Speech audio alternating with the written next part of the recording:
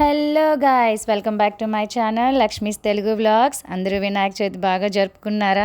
పందిళ్ళ ప్రసాదాలు, ఊరేగింపులు, నిమజ్జనాలు బాగా ఎంజాయ్ చేశారా?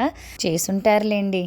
మేము కూడా వినాయక చవితి బాగానే జరుపుకున్నాం, కానీ ఈ పందిళ్ళు, నిమజ్జనాలు ఇవన్నీ కూడా కాస్త ఆ సందడి అనేది లేదు.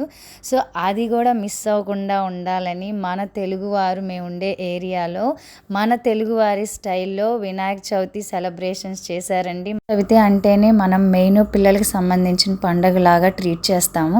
సో అందుకని ఈ ఈవెంట్లో ఏం చేశారంటే, వచ్చిన పిల్లలందరినీ కూడా చక్కగా గ్యాదర్ చేసి వాళ్ళందరికీ ఒక పసుపు ముద్దిచ్చి వినాయకుడిని చేసేలాగా వాళ్ళకు ఒక యాక్టివిటీ తీసుకొచ్చాము.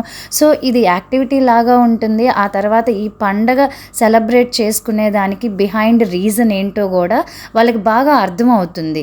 అలా అని మనమేమి ఇక్కడ లెక్చర్ ఇవ్వము, బట్ వాళ్ళని తెలుసుకునేలాగా మనం మూవ్ ఆన్ చేస్తాం. సో ఇదైతే నాకు బాగా స్పెషల్ అట్రాక్షన్ అనిపించింది.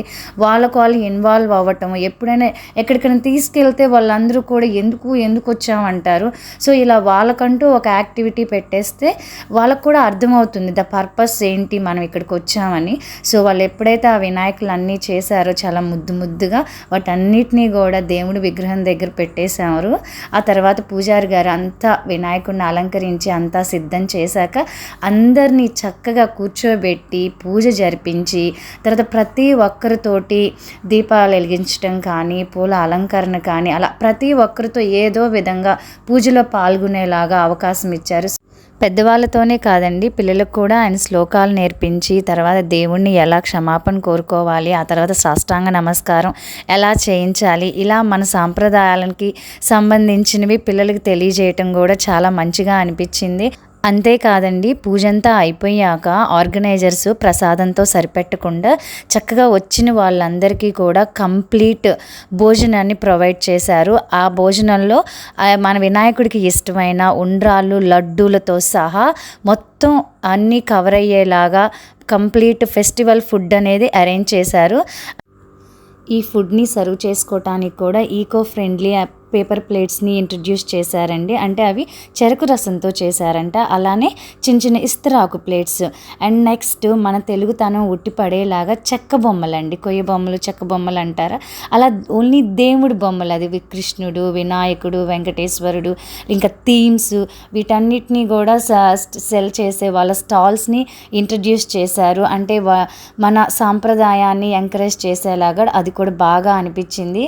ఇక చివరికి వచ్చేసరికి ఇంకా పూజ కార్యక్రమాలు, భోజనాలు అన్నీ అయిపోయి ఇంకేముంటాయి, మన వినాయకుడి పందిట్లో సంబరాలు. సో పిల్లల డ్యాన్సులతోటి, పెద్దవాళ్ళ లడ్డు వేలం పాటలు, ఆ స్టేజ్ మోగిపోయింది. సందడి అంటారు కదా, అలా అన్నమాట.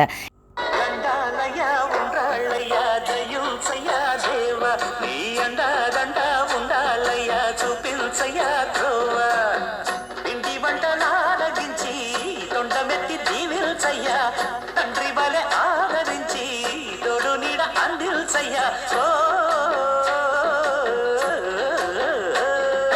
దండాలయ్యా ఉండాలయ్యా దయ్యుంచయ్యా దేవా, నీ అండా దండా ఉండాలయ్యా చూపించయ్యా త్రోవా.